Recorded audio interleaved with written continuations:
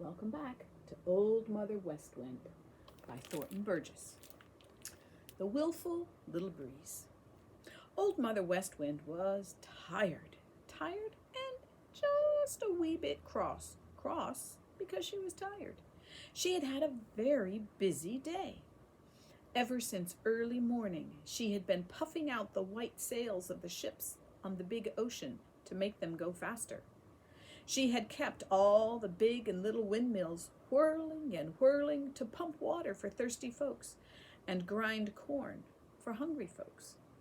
She had blown away all the smoke from tall chimneys and engines and steamboats. Yes, indeed, Old Mother West Wind had been very, very busy. Now, she was coming across the green meadows on her way to her home behind the purple hills.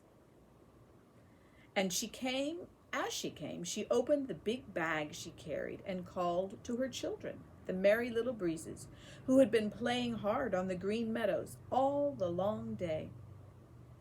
One by one, they crept into the big bag, for they were tired too, and ready to go home, to their home behind the purple hills. Pretty soon, all were in the bag but one, a willful little breeze who was not quite ready to go home. He wanted to play just a little longer. He danced ahead of Old Mother West Wind. He kissed the sleepy daisies. He shook the nodding buttercups. He set all the little poplar leaves a-dancing too, and he wouldn't come into the bag. So, Old Mother West Wind closed the big bag and slung it over her shoulder. Then she started on toward her home behind the purple hills. When she had gone, the willful little breeze left behind suddenly felt very lonely indeed. The sleepy daisies didn't want to play. The nodding buttercups were cross. Great, round, bright Mr. Sun, who'd been shining and shining all day long, went to bed and put on his nightcap of golden clouds. Black shadows came creeping out into the green meadows. The willful little breeze began to wish that he was safe in Old Mother West Wind's big bag with all the other merry little breezes.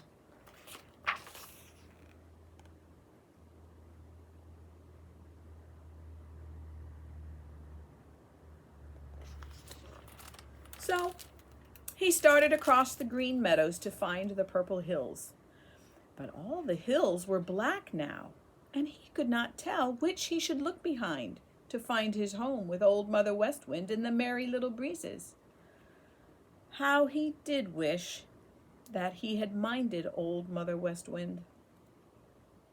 By and by, he curled up under a bayberry bush and tried to go to sleep. But he was lonely. Oh, so lonely, and he couldn't go to sleep. Old Mother Moon came up and flooded all the green meadows with light. But it wasn't like the bright light of jolly round Mr. Sun, for it was cold and white, and it made many black shadows. Pretty soon the willful little breeze heard Hooty the Owl out hunting for a meadow mouse for his dinner. Then down the lone little path, which ran close to the bayberry bush, trotted Reddy Fox. He was trotting very softly, and every minute or so he turned his head and looked behind him to see if he was followed. It was plain that Reddy Fox was bent on mischief. When he reached the bayberry bush, Reddy Fox sat down and barked twice. Hooty the Owl answered him at once and flew over to join him. They didn't see the willful little breeze curled up under the bayberry bush, so intent were these two rogues in plotting mischief. They were planning to steal down across the green meadows to the edge of the brown pasture, where Mr. Bob White and pretty Mrs. Bob White and a dozen little Bob Whites had their home. When they run along the ground, I'll catch 'em And when they fly up in the air, you'll catch 'em, and we'll gobble them all up," said Reddy Fox to Hooty the Owl. Then he licked his chops, and Hooty the Owl snapped his bill just as if they were tasting tender little bob whites that very minute. It made the willful little breeze shiver to see them. Pretty soon they started on towards the brown pasture.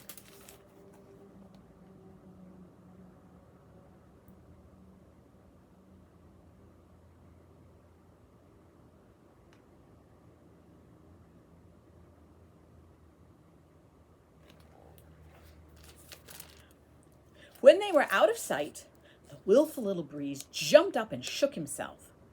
Then away he sped across the green meadows to the brown pasture.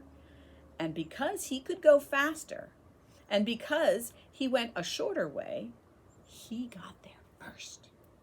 He had to hunt and hunt to find Mr. and Mrs. Bob White and all the little Bob Whites.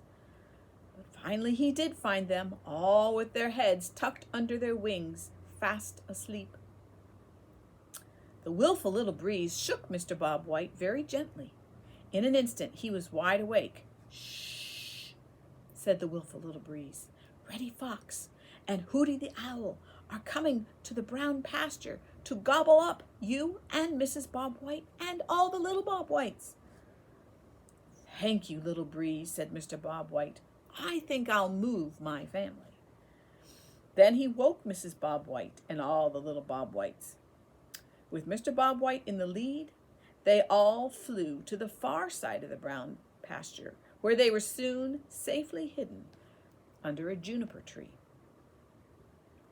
The willful little breeze saw them safely there, and when they were nicely hidden, hurried back to the place where the Bob Whites had been sleeping. Reddy Fox was stealing up through the grass very, very softly. Hooty the Owl was flying as silently as a shadow. When Reddy Fox thought he was near enough, he drew himself together, made a quick spring, and landed right in Mr. Bob White's empty bed. Reddy Fox and Hooty the Owl looked so surprised and foolish when they found that the Bob Whites were not there that the willful little breeze nearly laughed out loud. Then Reddy Fox and Hooty the Owl hunted here and hunted there all over the brown pasture, but they couldn't find the Bob Whites. And the willful little breeze went back to the juniper tree and curled himself up beside Mr. Bob White to sleep, for he was lonely no longer.